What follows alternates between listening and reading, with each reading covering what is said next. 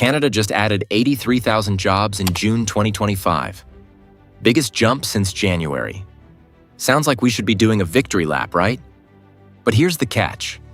We can't even tell if people with disabilities got any of those jobs because the labor force survey doesn't break employment out by disability status. That's not a small oversight. That's a blind spot big enough to hide a 16-point employment gap, 60.6% versus 76.5%.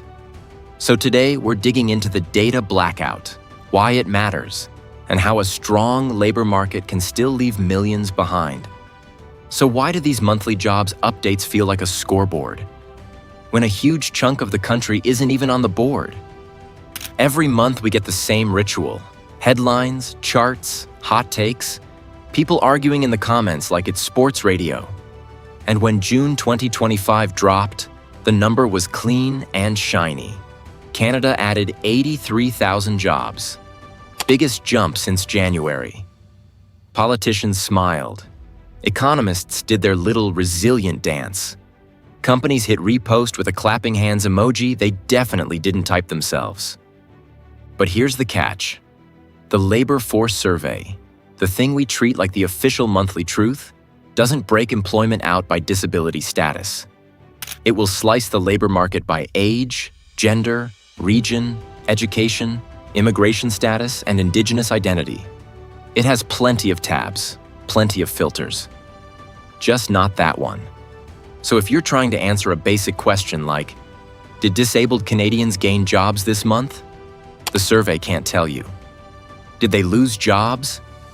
Can't tell you. Did they get stuck watching everyone else celebrate again? Also can't tell you. We're out here high-fiving a number while one of the biggest groups in the country is basically invisible in the most common monthly data set. And that matters because the labor market isn't one big shared experience. It's a bunch of lanes moving at different speeds, with different rules and different exit ramps. When you don't track disability outcomes monthly, you don't just miss a detail, you miss the point. Here's a simple way to think about it. We track the economy like it's a fitness app. Steps, steps, steps. Look at that progress. But we're not checking whether one leg is tied up. The step count moves. The reality doesn't. Now, we do have disability employment data in Canada. It just doesn't show up in the monthly conversation because it comes from a different source. The Canadian Survey on Disability. The latest set is 2022, and it's blunt. Employment for working-age adults with disabilities, 60.6%. For those without disabilities, 76.5%. That's a 16-point gap. Not a rounding error, not pretty close. That's the difference between I have a paycheck and I'm stuck in the endless loop of applications, interviews, and being told I'm not the right fit. Let that sink in. We've got a gap that big, and our monthly dashboard can't even tell us if it's shrinking or growing in real time. And if you're a policymaker living off the labor force survey, you're basically driving with one headlight out. You might still make it down the road, sure, but you're not doing evidence-based policy. You're doing vibes-based policy. You're reacting to the headline number and hoping the rest of the story magically behaves. Employers get a free ride here too, because you've seen those posts. We're hiring, in one sentence. We value inclusion. In the next sentence, same graphic template, same corporate font. Cool, show the receipts. Except, the public data can't really pressure test it month to month. There's no consistent mainstream scoreboard that makes people ask, okay, who exactly got hired? So the economy can be adding jobs and still have people cycling out of work because the workplaces and systems aren't built for them. Rigid schedules, inflexible policies, accommodations treated like a special request instead of normal operations.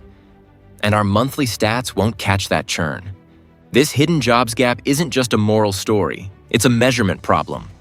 And if you can't measure it monthly, you can't manage it when the market shifts. Okay, so if we don't have monthly disability numbers, the next best move is to look at where the jobs actually showed up, and whether those sectors are built for inclusion or built to quietly filter people out. Okay, so we don't get the monthly disability breakout, fine. But even if we did, the June job mix is already waving a red flag in your face. The fastest growing lanes aren't automatically accessible lanes. When you look at where the gains actually landed, you start seeing the shape of the problem. June's growth piled into wholesale and retail trade, up 34,000 jobs. Healthcare and social assistance added 17,000.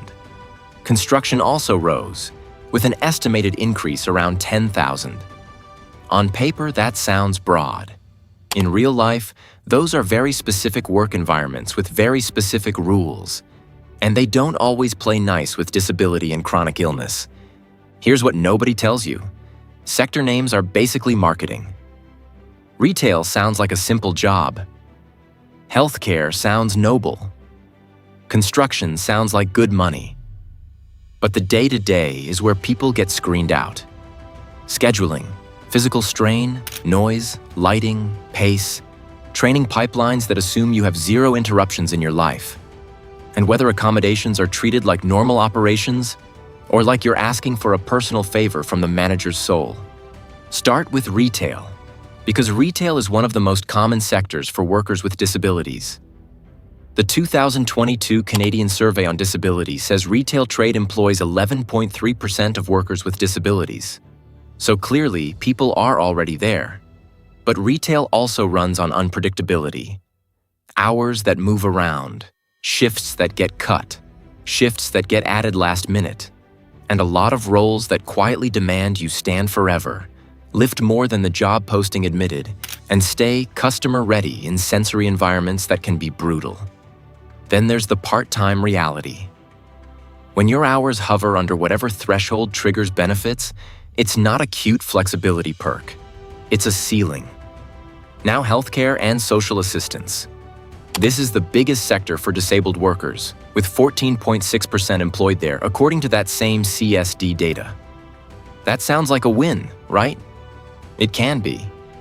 But it can also mean disabled workers get funneled into the lower-paid roles while the higher-paid clinical tracks come with built-in barriers. Think about what those tracks often require. Placements with rigid timing, facilities that aren't always accessible, attendance policies that don't tolerate flare-ups, and credential pathways where one missed requirement can reset your whole timeline. That's not about work ethic. That's about systems designed for a body that never has a bad day. And then there's construction. June showed growth here too, but construction only employs 3.4% of workers with disabilities, per the CSD. That doesn't mean disabled people can't work in construction.